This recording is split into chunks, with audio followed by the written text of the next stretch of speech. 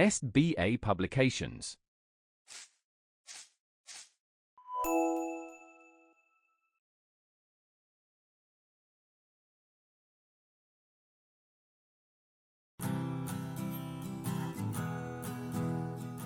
Hello children, how are you all? I hope you are doing well at your homes. I am Vedika here with a new chapter for you. And it is our chapter number 3. And the name of the chapter is Nouns. So, it is a topic that you have been learning from many previous classes. And in this class, we will be knowing more about it. So, without wasting any time, let's get started with the chapter. Words which are used as names of persons, animals, places, things are called nouns. So as you people already know that names of people, animals, things or places are called nouns. All naming words are nouns. This is a very basic definition that all the naming words are nouns. For example, Mary, boy, army, iron, health, etc. All these are nouns. Okay? Nouns can be countable or uncountable. So, nouns can be of these two types. They are countable and uncountable. So, what are countable nouns? Basically, countable nouns are those that we can count. So, let's read the definition now. Countable nouns are the nouns that can be counted, जिन्हें हम गिन सकते हैं. These nouns can be used to answer the questions how many. So the question how many is answered by these countable nouns. For example, how many books have you read? How many books have you read? So the answer will be I have read 4 books. I have read 4 books. So here books are countable nouns because in the answer we have got 4 books. That means you can count books, right? So it will come under the category of countable nouns. Next one is how many girls are there? How many girls are there? So girls also you can count. There are 10 girls. There are 10 girls. In the above examples, books and girls are countable nouns. So these books and girls are countable nouns. So just like these, anything that can be counted is a countable noun. Next we have uncountable nouns. So uncountable nouns are the nouns that cannot be counted, जिन्हें हम नहीं गिन सकते हैं. So these nouns can be used to answer the question how much. In countable nouns we were answering the question how many. In uncountable nouns we will be answering the question how much. So for example, how much water is in the bucket? How much water is in the bucket? There is about 4 liters of water. Now we are not counting the water, we are measuring the water. Okay? So there is 4 liter of water. 4 liters of water. So water cannot be counted. You cannot say 1 water, 2 water. You will measure it in liters. How much sugar do you want? How much sugar do you want? I want 1 teaspoonful sugar. So, sugar also cannot be counted. It can also be measured. Okay. And we are measuring it here with a teaspoon. Okay. So, I want 1 teaspoonful. Okay. 1 teaspoonful sugar. In the above examples, water and sugar are uncountable nouns. So nouns like these that cannot be counted but we can measure them is an uncountable noun. So let's read the types of nouns now. So there are different types of nouns: proper, common, material, collective and abstract. So these are the kinds of noun that we have here. So now let us learn what each type of noun means. So now let's go through these nouns and understand what they mean.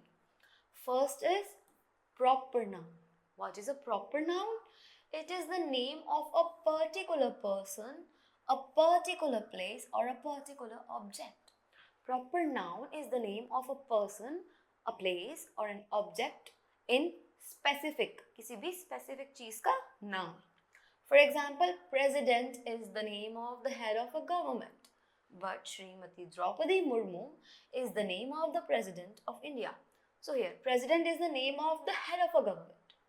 जो भी government का head होता है वो president होता है. So president is not a proper noun, but here Srimati Draupadi Murmu is the name of the president. So it is a name of a particular person, right? So it is a proper noun, and you have to keep a note that proper noun will always begin with a capital letter. Proper noun हमेशा capital letter से start होता है. All right? Let's move to the next topic, that is common noun. Common noun. It is the general name of persons, animals, things or objects. ये general names होते हैं अब किसी भी एनिमल के, किसी भी पर्सन के, किसी भी प्लेस या किसी भी ऑब्जेक्ट के. How?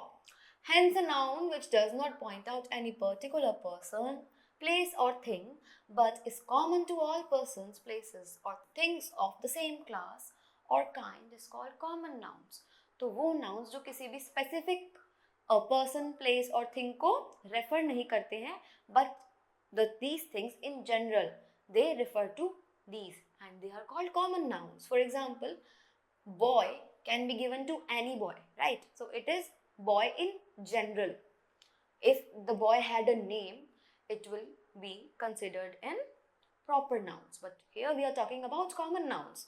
So boy is a common noun because it can be any boy. And to Aftab, Harry, Aman, Mukesh, etc. So all these are boys. These names are of proper people, so they will be considered as proper nouns. But boy, all these are boys. So the boy is a word in general that is used for everyone. It can be given to any boy. Okay, so boy will come under the category of common nouns. It does not point any particular boy. किसी भी particular boy को ये point नहीं कर रहा है, but एक boy की बात हो रही है. Okay, it is a name common to all boys, right? We call boy to every boy if we don't know their name. Okay, it is therefore called common noun. इसीलिए हम इसे common noun कहते हैं क्योंकि ये commonly use किए जाते हैं. In the same way, the name city is called common noun because it does not point out any particular city, such as Delhi, Mumbai, Chennai, but it is used for any and every city in any part of the world. So, the word city is considered to be a common noun. Why? Because it is not pointing out any particular city. क्योंकि वो किसी particular city जैसे दिल्ली, मुंबई इन सबको point out नहीं कर रही है. It can be any city in general and it can be anywhere in all over the world. Okay, so city is a word that comes under the category of common nouns. Next up we have material noun. What is a material noun? It is the name of substances or materials. Substances और materials के names को हम material noun कहते हैं. Now these substances or materials are something which help us to make other things or which other things are made up of. For example, water, iron, steel, sugar, wood. ये सब either substance हैं और materials हैं. हम इनकी मदद से कुछ ना कुछ बनाते हैं. Okay? For example, water. Water can be an ingredient also. For example, I am making tea and my ingredients will be tea leaves, water, sugar, milk. So all of these four things will come under the category of material noun. Okay? And all these are other such examples. Next one is collective nouns. What is a collective noun? It is the name given to a group. A name given to a group. किसी group को आप collectively क्या बोलते हैं, क्या नाम देते हैं? That is called the collective nouns. Okay, for example, mob, nation, people. So let us learn about some collective nouns. For example, a bundle of keys, a group of keys. Keys के group को हम क्या कहते हैं? Bunch. A collection of ships, ships के collection को हम क्या कहते हैं? Fleet. A group of directors, directors के group को हम board कहते हैं. A collection of soldiers is called army. A group of ladies is called bevy. A group of people is called crowd. A group of wild animals is called a zoo. A collection of geese is called a gaggle. And a number of trees is called a grove. A collection of flowers is a bouquet. A group of thieves is a gang. A group of stars is a cluster. A collection of tools is a set. And just like this, a group of bees is a swarm. And a collection of puppies is litter. A number of players is a team. A set of rooms is a suite. A group of sailors is a crew. A bench of judges is a panel. A number of chickens hatched at the same time. Now, chickens hatched at the same times, that means that they are born at the same times. So, it is called a brood. A number of cattle is a herd. A number of fruit trees is an orchard. A collection of books is a library. An assembly of persons gathered for religious worship is called a congregation. Now, people gathered for a religious worship और religious practice. जो भी लोग किसी religious worship या practice के लिए collect होते हैं, उस group को हम क्या कहते हैं? Congregation. A number of drawers is a chest. A number of sticks is a bundle. A number of hounds is a pack. And a number of dancers is a troop. So these are some examples of collective nouns that you have to learn. Okay? Do not forget to learn these. They are very important for you. And the last kind of nouns is abstract nouns. What is an abstract noun? A noun that denotes some quality, state or action is called abstract noun. A noun that is talking about an idea, a quality, a feeling that cannot be seen.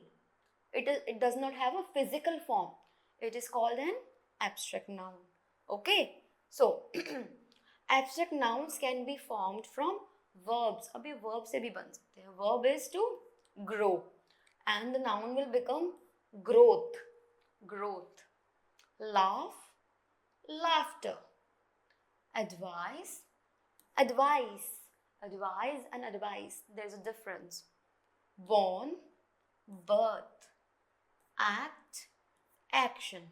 So here these are the verbs. And here we have the nouns made out of these given verbs. Alright, next here we have abstract nouns can be formed from adjectives also. Now with the help of adjectives we can make abstract nouns. For example, patient, patience, foolish, foolishness, able, ability, cruel, cruelty, dark, darkness, lazy, laziness, true, truth, broad, breadth, brave, bravery.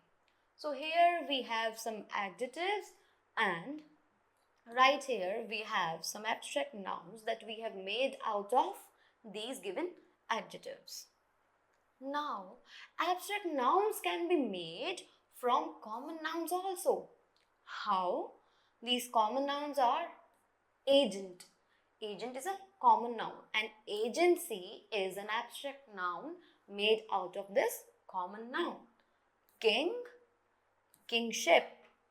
School, schooling. Noble, nobility. Slave, slavery. Child, childhood. Prince, princely.